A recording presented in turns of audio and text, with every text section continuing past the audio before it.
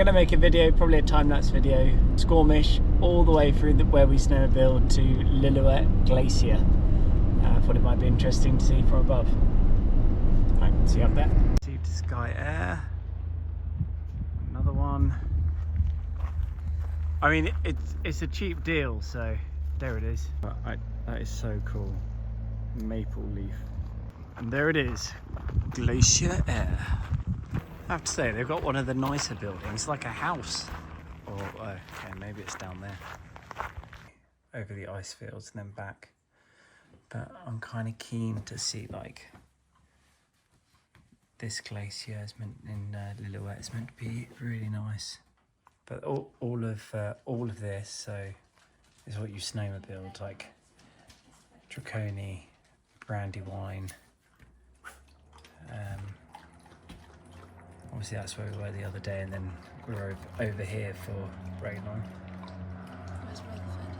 Where's Rutherford? So Rutherford is one of these here, Rutherford Creek, and then in.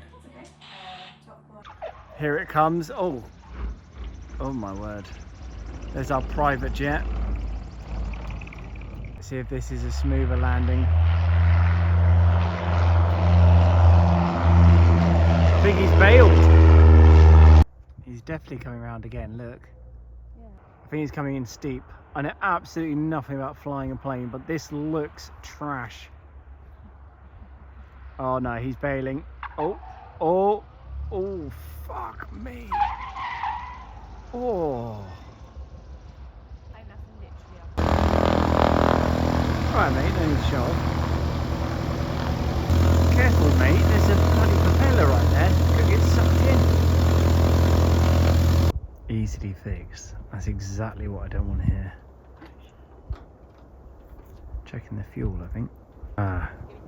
There she is. There's the pilot, Dorothy.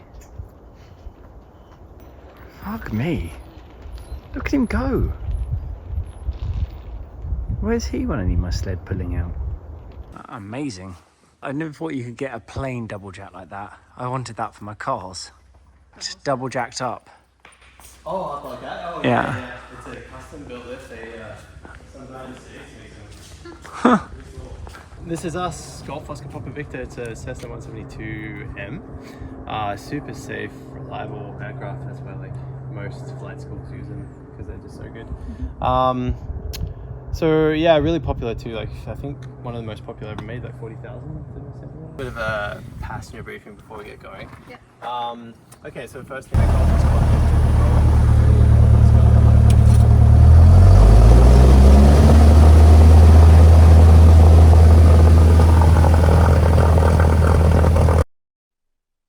The plane is really loud in the video, so I'm just going to talk over. This is Lillooet Lake. It is arguably the nicest lake in the area. Do go and visit it sometime. It's got a really nice view of the mountain in the background, and it's relatively easy to get to. Might be a bit of a favourite, I shouldn't have said, but go and enjoy it whilst you can.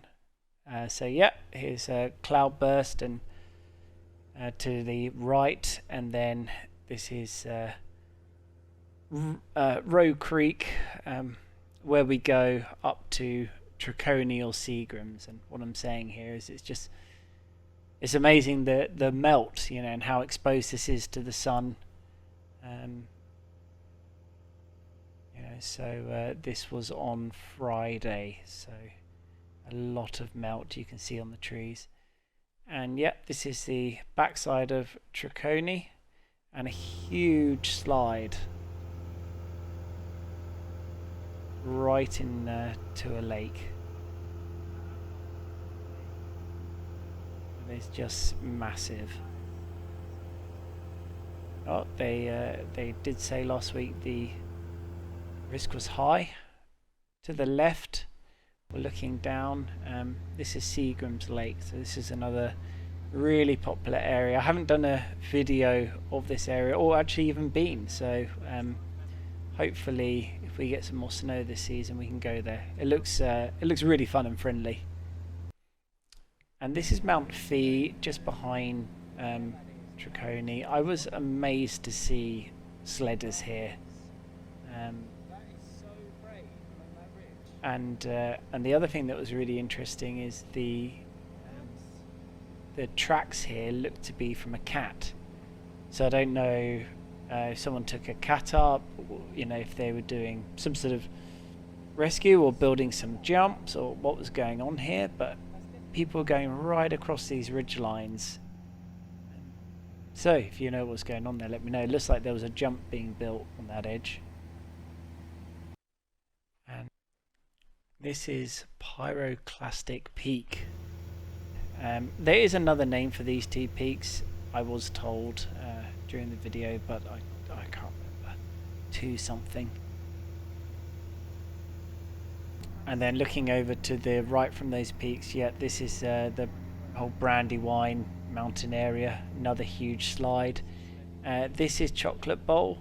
For those who are familiar, we battle up here to get onto the glacier, and that's the other side of Brandywine Bowl.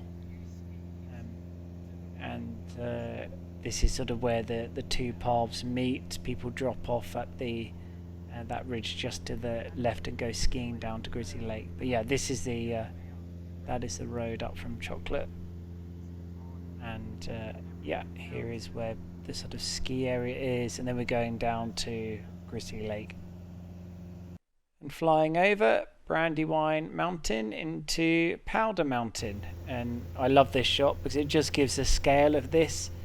It doesn't look too big until you actually see 2 sledders right down there going along. And of course we have some artwork. So the wonderful art done from Ed a day or 2 before. Fantastic. I have uploaded this into Powder Mountain's photo contest to win a season's pass, so please go onto the Powder Mountain website or Facebook page and vote for this artwork so I can benefit from someone else's talent, which is what I'm all about, and hopefully get a free season pass for next year. Awesome. So moving on, so now we're going Mount Callahan to Ring Mountain. Again, it's amazing how far some people go. So this is that's Ring coming down.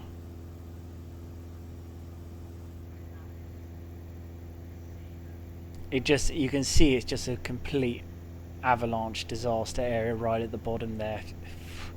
These guys got away with it and probably had the best time ever, but just see by the tree line. Yeah, and this is going over to Little Ring Mountain and then Numbers Peak. So if you go around, I think I'm going to show here, you come down and then you can go round this Little Ring Mountain into these are called Numbers Peaks, and then you're into Pemberton Ice Caps. So that is how you can connect Brandywine to Rutherford. And I'm looking down here thinking, wow, I cannot believe I'm seeing tracks. And then just to give you an idea of what the crevasses are looking like from above, they are definitely there, and there's tracks over there. Just look at the scale of this place. And we have some more wonderful artwork. So this person or people went all the way to the back of the ice caps to show us some art. Fantastic. That's what we like to see here. Ice caps keep going. I've never been this far, and I was just looking at where not to go. So you've got to be a little bit careful. Things look fine and then suddenly they're not with these glaciers. And what I'm saying here is, wouldn't it be amazing to get up onto that peak there with all the snow? It just looks like a really nice area to sled. I've never been able to get this far. This is just on the edge of the valley, but then down to the right, you know, again, look at those crevasses, and that just falls off a cliff, that glacier. So A little bit careful. And here we go into the valley that basically takes us away from that range. And looking over to the right, we're looking at Overseer Mountain. So this is kind of where sledding stops. You get to the ice cap. And again, you could probably get there and have quite a good time. Looking down on Overseer Mountain, what I'm saying here is it's amazing the logging you don't see. It all seems to happen out of sight. So although this is an industry, it's got to happen somewhere. It just so happens it's sort of behind where people don't tend to look. In a way, this is good for us snowmobilers because it just gives us more access and people in general more access. But it's interesting to look at. So we're going on and then looking down the right hand side there. That's Lillooet River. At the end of that, I believe what I'm saying here is a Hurley. So you go to the end and that's basically up to Pemberton. Interesting, it's Lillooet area, but there you go. And then Helen pointed out what's going on with all these thin trees that look like sticks, and that's just all the wildfires. So I think this whole area would have been covered. And then this is Mount Meager area, or Meager, most people refer it to. And these holes here, there was a name for them, it slipped my mind. But essentially, there's thermal activity happening below, and usually you see steam coming up from underneath. It's pretty cool. And off we go. This was the whole purpose of the flight. Me flying, by the way, if you saw that. This is me, and then I was told to stop flying because I was making everyone uncomfortable. So amazing the difference an amateur makes. Below us is the glacier, and then coming up, and then this is the end. So it's actually a bit disappointing. I heard it was bigger than this. It's not as big as Pemberton. But this was just amazing to see the glacier come off a steep edge. Just look at the size of the crevasses and rocks and ice rocks. There's no way you're getting up that. Really cool. Opposite this glacier looked amazing to sled. Just easy, mellow, got a bit of hills on the side. That would actually be quite a lot of fun. And then it was interesting, this glacier just goes into a lake. Higher up Lillooet glacier, we've got just huge crevasses pretty much. That would be the bottom of this image. You just really wouldn't want to go any further because these are big holes. Remember the snowmobilers in Powder Mountain, how small they looked. Imagine how big these are. And this looks absolutely fine. You get close, it is just a sheer drop. So you can get in a position where you're fine. Oh, there's a few bumps. Oh no, it's actually off a edge.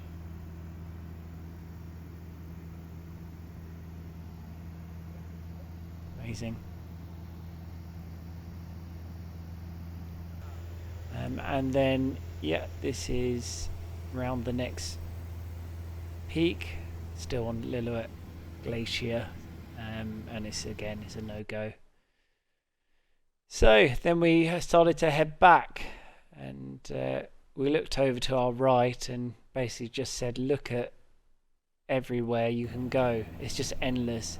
So one of these is the Lillooet mountain. I don't know quite which one, but regardless, look how nice that looks on top.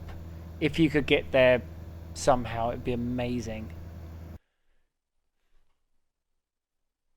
And now we're going to keep going. We're just about to I think we're very close to joining Squamish Valley. Yeah, that'd be down to the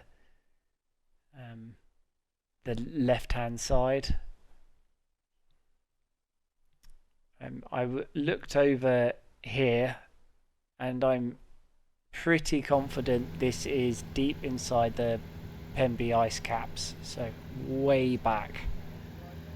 I don't know how these people got here, and they went up this hill and played in those trees, went round this mountain, which has got to be in itself 10k. How much gas these guys are packing. I'm just really impressed how far they've got, and then they got up onto this peak just here. Incredible. What a day that must have been. Okay, we're gonna keep going down, and then another huge slide. I think this is probably one of the bigger ones of the day.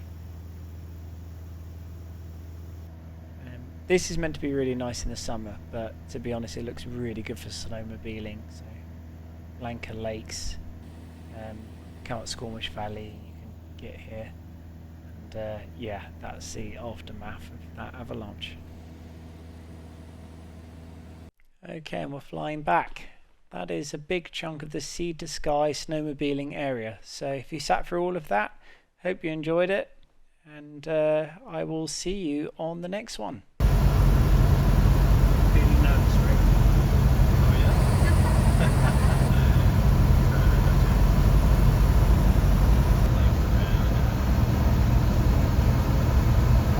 Alright. Coming hot, Rick. Very smooth. Man of his word. Don't touch it. In case It just falls apart. Wow, it was amazing going to Lillooet Glacier. Yeah. I can't wait to see the time lapse. Best day ever. We had a good time. But it's like, compared to the helicopters, it's so reasonable for the experience. It's amazing. And there is just no wind, so it's perfect. Yeah, not today, but it does get windy. Yeah, Yeah, I can't. in the summertime especially, you get the sea breeze. Like, well, you guys Well, have yeah. Squamish here. Yeah. Yeah, so you'd be just like, we went around there, over the ice fields. We went over that way, and around Mount Miga, and we came up here, and then we went kind of back that way.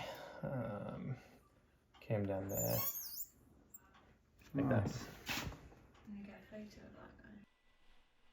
I thought I would wrap up this video by just showing a very fast time lapse of the whole flight, just in case anyone wanted to look back and see what an hour and a half and several hundred kilometers looks like in a matter of under a minute. So hope you enjoy that, and hopefully there'll be some snow soon so we can get back to some snowmobile videos.